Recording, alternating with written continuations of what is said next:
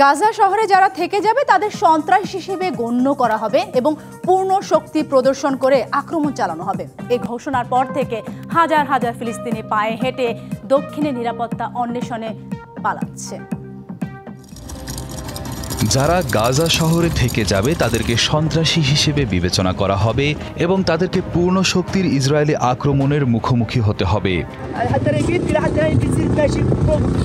গত 1 অক্টোবর বুধবার ইসরায়েলের প্রতিরক্ষা মন্ত্রী ক্যাটস সামাজিক যোগাযোগ মাধ্যমে এই মন্তব্য করেন। গাজা শহর ছেড়ে যাওয়ার জন্য ইসরায়েলের দেওয়া শেষ সুযোগ ঘোষণার পর হাজার হাজার ফিলিস্তিনি পায়ে হেঁটে দক্ষিণে পালানোর চেষ্টা করছেন। 2 অক্টোবর বৃহস্পতিবার থেকে বহু মানুষ তাদের সামান্য শেষ সম্বলটুকু নিয়ে অসহায়ভাবে শহর ছাড়ছেন।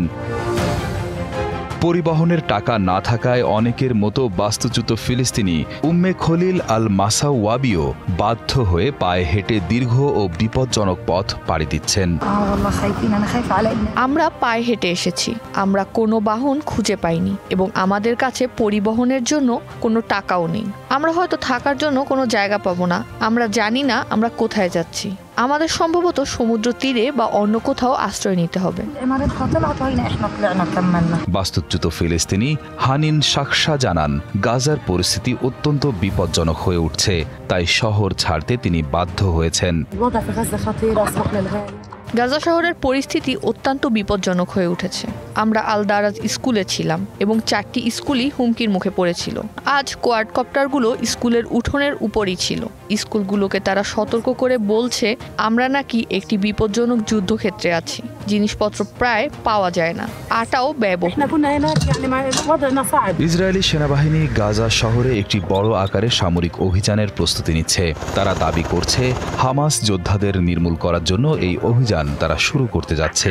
সম্প্রতি সেনাবাহিনী উত্তর ও দক্ষিণ গাজাকে বিভক্তকারী নেত জারিম করিডোরের নিজেদের নিয়ন্ত্রণ আরও শক্তিশালী করার কথা জানিয়েছে, যা আসন্ন অভিযানেরই ইঙ্গিত দিচ্ছে।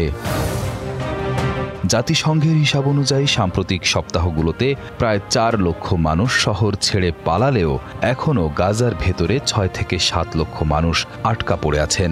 ইসরায়েলি নির্দেশে মূলত শহরের 10 লক্ষ অধিবাসীর সকলকেই দক্ষিণে চলে যেতে বলা হয়েছে।